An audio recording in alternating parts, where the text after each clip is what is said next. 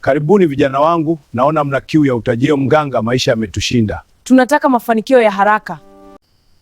Alex, una mikosi ya pesa kila unachopata huko. Ndiyo mganga, ni kweli kabisa. Na wewe Banda, upo sahihi mganga. Utajiri mnaotaka si rahisi, kuna masharti mazito. Tuko tayari mganga. Lazima mniletee mavi ya simba na pembe za sungura wa ajabu.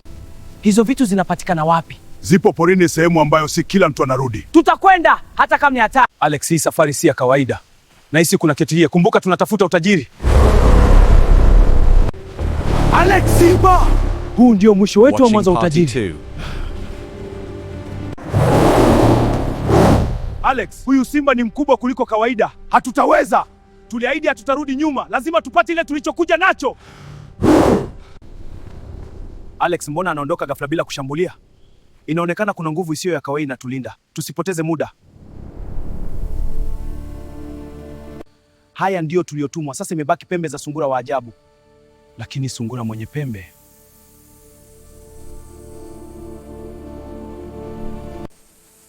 Huyu hapa. Tulia. Tusifanye haraka. Lazima tumkamate bila kumkosea. Amepotea. Hii si kawaida Alex. Hii ni mitihani, lazima tuendelee, hatujafika kamwisho bado. Msikate tamaa, karibuni sanikani kemana. Mmefika mbali, lakini bado hamjakamilisha safari. Tumeleta tulichoweza mganga, tufanye nini sasa? Hatua inayofuata ndio itakayoamua hatima yenu. Hatua ya mwisho ndio ngumu zaidi, na si kila mtu huivuka salama. Mganga, unamaanisha nini kusema hivyo? Tuko tayari kusikia ukweli wote. Ili utajiri ufunguke, mmoja wenu lazima ajitoe kafara. Kafara? Hiyo haiwezekani. Alex, hatukuja kwa hili. Tuondoke hapa. Banda, hii ndiyo nafasi yetu ya mwisho kubadilisha maisha yetu. Sitakubali kufa kwa ajili ya utajiri. Chageni sasa, muda wenu umeisha. Alex, twende. Hii si njia sahihi.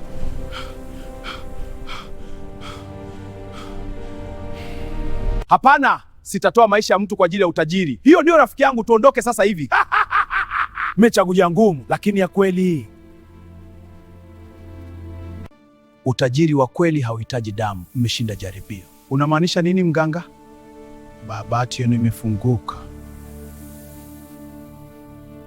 Baraka zinanyesha kutoka mbinguni. Pokeeni wingi huu.